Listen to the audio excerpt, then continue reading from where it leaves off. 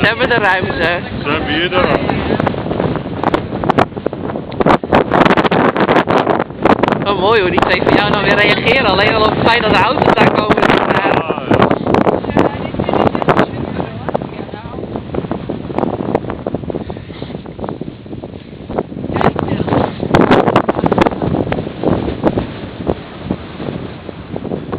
Leuk.